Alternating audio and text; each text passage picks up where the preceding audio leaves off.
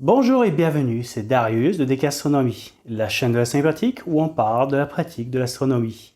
Dans le dernier épisode, on a vu qu'on pouvait monter ce pointeur laser sur ce Samyang 135 mm. Et du coup, pouvoir, donc avec une queue d'aronde standard, monter le tout sur une monture. Mais supposons qu'on veuille monter ce pointeur laser sur cet appareil photo. Là, on comprend que avec juste un sabot comme ça, a priori, ça va être compliqué de pouvoir faire ce montage. Et si je prends ma 80 ED, voilà l'embase du chercheur. Comme on peut le voir ici, elle est carrée, elle n'est absolument pas standard. Et donc là encore, on va avoir des difficultés pour monter ce pointeur laser sur ce tube. Et on aura exactement le même problème si on essaye de monter cette lunette guide, cette lunette d'autoguidage, sur ce tube. On voit tout de suite que ça va poser des problèmes, qu'on aura du mal à faire le montage. Et pourtant, on peut quand même le faire, sans bricoler. Alors comment ça? Eh ben on voit ça juste après le générique.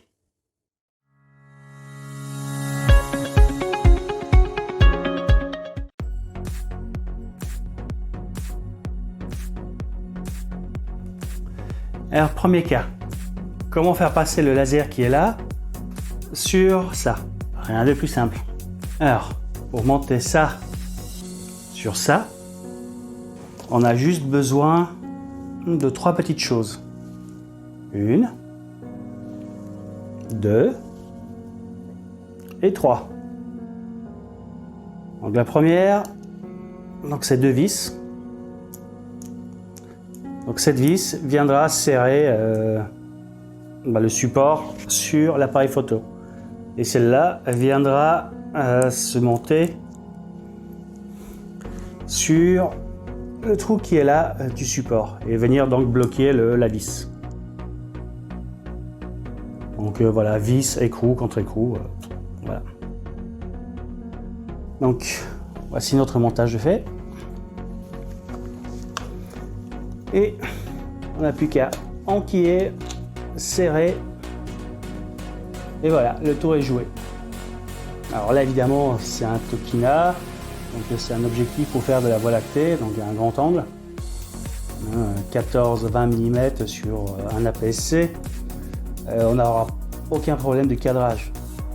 Par contre, si à la place de ce Tokina, j'aurais mis un objectif de 250 mm de focale, comme l'objectif zoom qui a été fourni avec ce Canon, avec 250 mm de focale, là du coup l'angle, le champ apparent dans le ciel est tout petit, et là à cadrer précisément c'est très compliqué.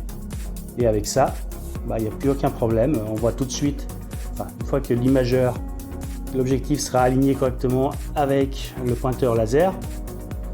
Donc on peut faire ça par exemple, en ce moment il y a l'été qui arrive, donc sur l'étoile Vega.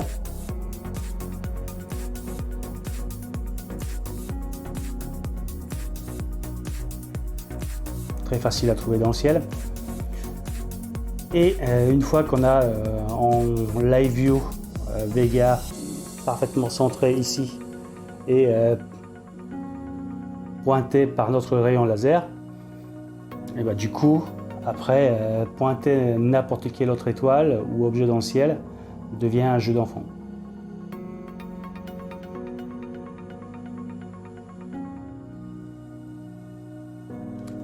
Allez, maintenant un peu plus compliqué, on va essayer de monter ça là-dessus. Et on voit bien que le support ici n'est absolument pas adapté pour recevoir ce truc-là. Et donc là, comment faire? C'est aussi très simple. Donc généralement, tous les tubes sont fournis avec une vis pour pouvoir monter en parallèle un appareil photo. Et donc, On prend notre écrou.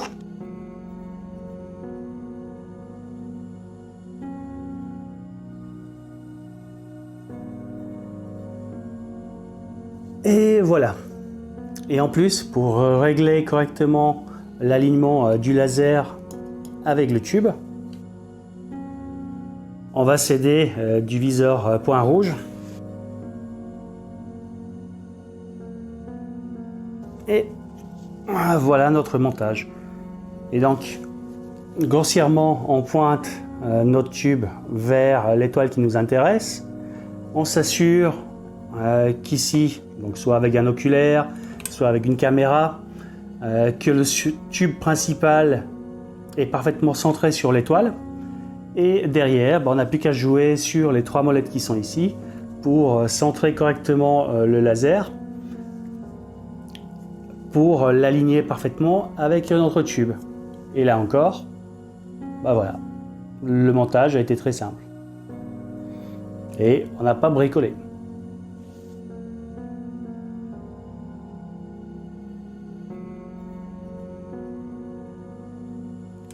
Allez, un peu plus compliqué, mais en fait pas tant que ça. Voilà, on a ici notre lunette. Ici, on a un diviseur optique avec une caméra d'autoguidage. Bon, ici, une roue à filtre. Derrière, on peut mettre une caméra noir et blanc. Et donc, faire du SHO ou du LRGB. Voilà, ce qu'on veut. Mais le problème avec le diviseur optique, c'est que parfois, il y a des zones dans le ciel où on a du mal à trouver une étoile guide. Et donc là, la solution idéale, ce n'est pas d'utiliser un viseur optique, pas un diviseur optique, mais d'utiliser une lunette guide. Et donc là encore, on peut se demander comment monter cette lunette d'autoguidage sur ce tube imageur. Donc, si vous avez regardé cet épisode-là, vous avez vu que ça, à l'origine, ça ressemblait à ça. C'était une lunette guide standard Skywatcher, un 9 par 50, voilà. Et donc du coup, pour passer de ça à ça, j'ai juste changé le fond de la lunette et le support de ce chercheur. Et donc voilà, ce support, c'est exactement le même que celui-là, mais avec des anneaux un peu plus grands, pour accueillir un tube de 50 mm de diamètre. Et donc du coup, puisque c'est le même support, avec la même marque, on retrouve le même trou de fixation. Et donc du coup,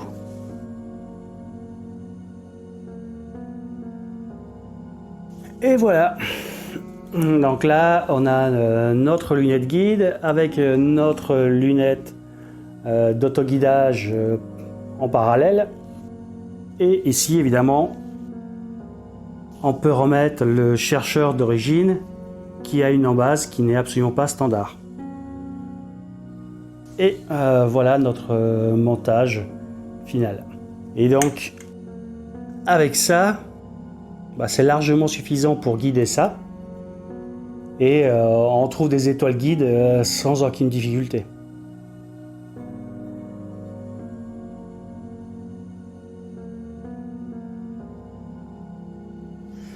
Allez, puisqu'on est dans les montages, donc voici mon C8.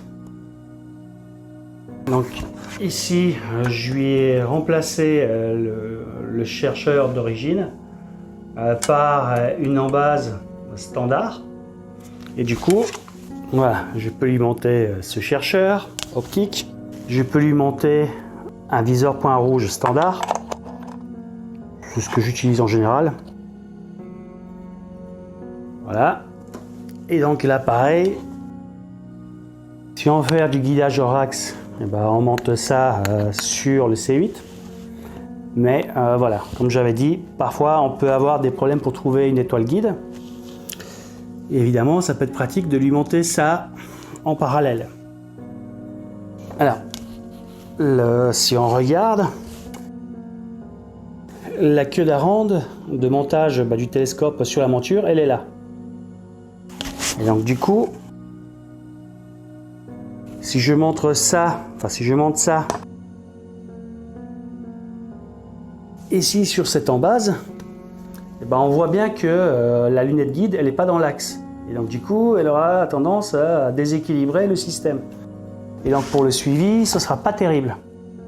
Et en plus, du coup, on n'a plus de pointeur. Donc idéalement, ce serait quand même beaucoup mieux d'avoir cette lunette ici.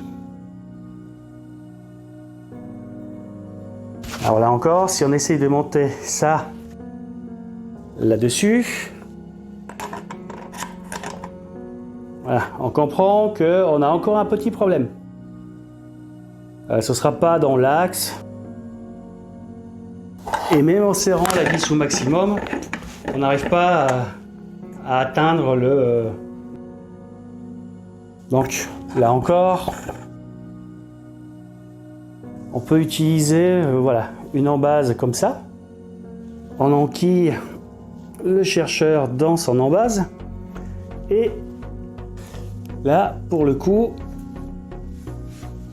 on a la lunette guide qui est parfaitement alignée avec le tube imageur et la monture. Et cerise sur le gâteau, voilà, soit on peut monter le chercheur, les viseurs point rouge, ou mon petit laser.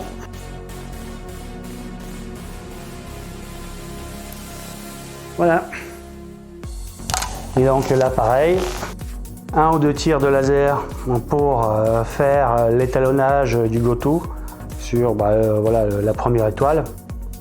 Puis après vérifier sur la deuxième et la troisième. Mais voilà, dès que la première étoile est alignée, l'alignement sur les autres étoiles se fait assez facilement. En général, elle se rend sur le champ de la caméra. Donc voilà.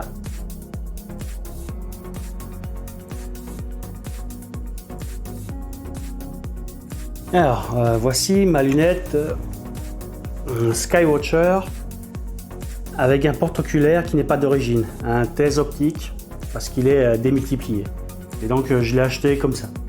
La particularité de ce porte-oculaire, c'est qu'il n'y a pas de trou de prévu pour pouvoir monter un chercheur. Sur la lunette d'origine, le Crawford qui n'était pas démultiplié, lui avait un support. Mais je ne l'ai pas puisque je l'ai acheté comme ça.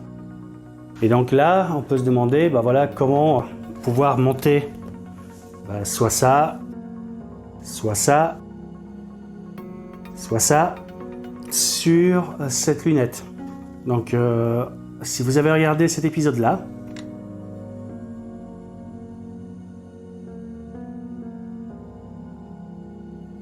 donc à la base de ça, il y avait ça. À quelque chose près. Donc ici, le support, c'était celui-là. Voilà. Et à la place de la partie imageuse, pour l'autoguidage, on avait ça. Donc c'était un chercheur coudé. En remplaçant l'embase par celle-ci, qui est beaucoup plus précise, où on a donc voilà le tube qui gigote pas à l'intérieur de ça. On a ce fameux trou de montage qui va nous permettre de monter ici notre chercheur. Et donc évidemment, comme les deux ont exactement la même embase, puisque c'est la même embase, ce qui change entre ces deux systèmes, c'est juste la taille des anneaux pour accueillir soit un pointeur laser, soit une lunette 50 mm de diamètre. Et donc on prend notre rondelle et là-dessus on vient visser notre système et voilà. Et donc évidemment on comprend bien que si on veut monter ça là-dessus, il suffit juste de remplacer cette pièce-là par celle qui a les anneaux, les deux anneaux avec les 6 vis de réglage, et on pourra faire exactement le même montage. Le seul inconvénient, c'est qu'ici, il faut bien tout serrer Parce que sinon, dès qu'on force un peu, ça a tendance à... voilà. Donc il faut d'abord visser la vis ou pas Kodak bien à fond, embuté pour que ça ne puisse plus bouger. Et après, une fois qu'on a monté cette pièce-là, ici on la serre avec le contre-écrou. Mais c'est exactement le même problème que pour un appareil photo monté en piggyback. Donc voilà, vous avez vu que sans bricoler, moyennant donc le bon support, il y a toujours un moyen de monter un chercheur, une unité de guide en parallèle d'un instrument sans bricoler.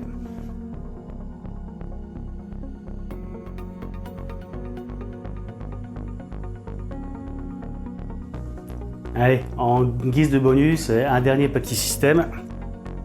Alors là par contre, on est dans le domaine du bricolage capillotracté, tiré par les cheveux si vous préférez.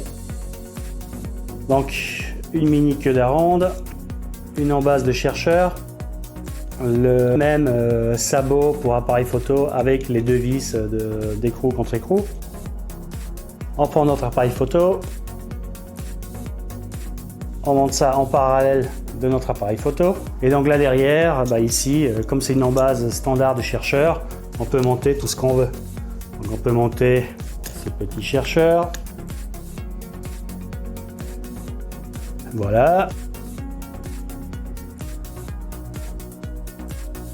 On peut monter une lunette guide. Et évidemment, on peut monter notre pointeur laser. Voilà.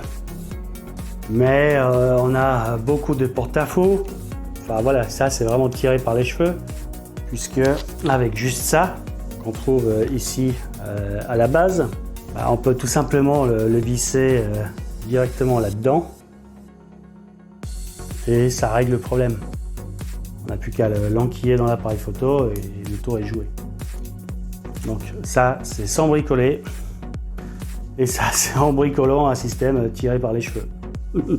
Mais qui marche. Bon, sur ce, à la prochaine.